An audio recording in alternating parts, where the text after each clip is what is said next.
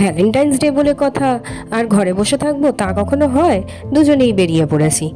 নিশ্চয়ই ভাবছো কি রোমান্টিক কাপল এরা। দাঁড়াও দাঁড়াও, ব্যাপারটা ক্লিয়ার করে বলছি।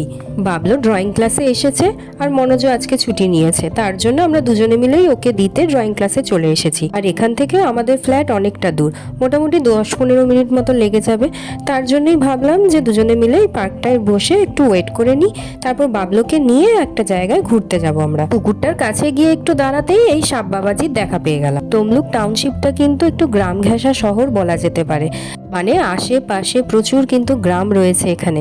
তার জন্য এই টাউনশিপটা কিন্তু অতটা ক্রাউডেড নয়, মানে আমাদের ব্যারাকপুর হাবড়া যতটা ক্রাউডেড এটা কিন্তু ততটাও নয়। এখানকার শান্ত স্নিগ্ধ পরিবেশে থাকতে থাকতে কিন্তু তমলুক শহরটাও আমার ভীষণ ভালো লেগে গেছে। এই পার্কটার আশেপাশে অনেক কিন্তু বাড়ি রয়েছে, এই বাড়িগুলোকে দেখলে আমার ভীষণ ভালো লাগে। মনে হয় এই বাড়িগুলোতে যারা রয়েছে তারা কতটা লাকি যে সামনেই এত সুন্দর একটা পার্ক, খোলামেলা জায়গা, প্রচুর হাওয়া বাতাস, ঘরের মধ্যে খেলে। তাছাড়া এই পার্কটা যেহেতু রয়েছে, ইন ফিউচার কোনো সময় এই জায়গাটা ব্লক হওয়ার কোনো স্কোপ নেই। যখনই এই পার্কটায় আসি তখনই আমরা 1-2 রাউন্ড কিন্তু পুরো পার্কটা হেঁটে নিই।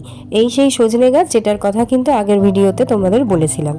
বাবলুর ড্রয়িং ক্লাস কমপ্লিট হতেই বেরিয়ে পড়েছিলাম পাখিরালয়ে, মানে ছোটখাটো চিড়িয়াখানা বলা যেতে পারে। তবে এখানে উইদাউট পারমিশন ভিডিও বা ফটোগ্রাফি অ্যালাউড নয় বলে তোমাদের সাথে শেয়ার করতে পারলাম না। নেক্সট যদি কোনো সময় পারমিশন নিয়ে ভিডিও করি অবশ্যই তোমাদের সাথে শেয়ার করব। তো পাশেই ঢুকে পড়েছিলাম বেলতলা মঠে, মানে এখানকার বেলতলা মঠ বলেই এটা পরিচিত। ভেতরের এই জায়গাটা এত সুন্দরভাবে ডেকোরেটেড আর এতটাই পরিষ্কার পরিচ্ছন্ন, দেখেই বোঝা যাচ্ছে যে ভীষণ ভালোভাবে এই জায়গাটা মেনটেন করা হয়। চারিদিকে সবুজ গাছপালায় ভরপুর, পাতাবাহার গাছ, ফুলের গাছ, আর মাঝখানে এত সুন্দর সাদা একটা মন্দির। এর সৌন্দর্য কিন্তু বলে বোঝানো যাবে না। বেশ কিছুক্ষণ এখানে বসে থাকার পর কিন্তু কিছুতেই আর উঠতে ইচ্ছে করছিল না। তবে দুপুরবেলায় বাবলুর ড্রয়িং ক্লাস ছিল বলে বাবলু অনেকটা টায়ার্ড হয়ে গেছিল। ওর দেখলাম ঘুম ঘুম পেয়ে এসেছে, তার জন্য আর বেশিক্ষণ স্টে করিনি, আস্তে আস্তে বাড়ির পথে রওনা দিলাম। তো ভ্যালেন্টাইন্স ডেটা আমরা এইভাবেই সেলিব্রেট করলাম।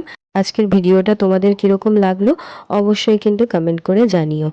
আর তোমরা কিভাবে সেলিব্রেট করলে পারলে সেটাও জানিও। দেখা হচ্ছে নেক্সট আরেকটা ভিডিওতে। ততক্ষণের জন্য টাটা অ্যান্ড গুড নাইট।